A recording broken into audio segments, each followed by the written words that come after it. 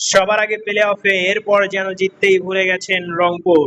টানা ৮ ম্যাচ জিতে সবার আগে প্লে অফ নিশ্চিত সেই রংপুর রাইডার্স কিনা এরপর হারলো টানা ৩ ম্যাচ। চট্টগ্রামে দুর্বার রাজশাহীর কাছে হেরে ঢাকায় এসে আবারও তাদের কাছে হার। এরপর নিজেদের একাদশ ম্যাচে আজ হারলো চিটাগং কিংসের কাছেও। যেন প্লে অফ নিশ্চিত করেই বিপিএল থেকে সব পাওয়া হয়ে গেছে তাদের। চ্যাম্পিয়ন্স ট্রফিতে দল ঘোষণার আগে পাকিস্তানে চলছে অনুশীলন ক্যাম্প। এখান থেকেই হবে চূড়ান্ত দল নির্বাচন। এই ক্যাম্পে ডাক পাওয়া দেশে ফিরে গেছেন রংপুর রাইডার্সের কুসদিন, সঙ্গে চিটাগং কিংসের উসমান খানও। দুজনের কেউ তাই ছিলেন না আজকের ম্যাচে।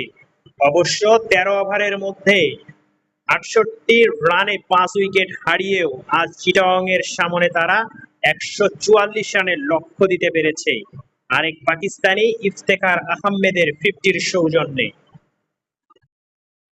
ষষ্ঠ উইকেটে মেহেদী হাসানের সঙ্গে ৪৬ বলে অবিচ্ছিন্ন ৭৫ রানের জুটি হয়েছিল ইফতেখারের।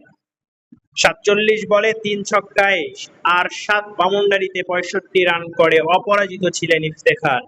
মেহেদীর অপরাজিত ছিলেন ২০ বলে ২২ রান করে। শুধু এদিকে পাখিদের ব্যর্থতায় ওপেনারের সৌম্য সরকারের ১৭ বলে করা ২৩ রানকে উল্লেখযোগ্য বলতে হবে। খুব বেশি রানের লক্ষ্য নয় শেষ দিকে হায়দার আলীর ঝড়ো ব্যাটিংয়ে চিটাগং কিংসের ম্যাচটা জিতেছেও ১৪ বল বাকি থাকতে ৫ উইকেটে।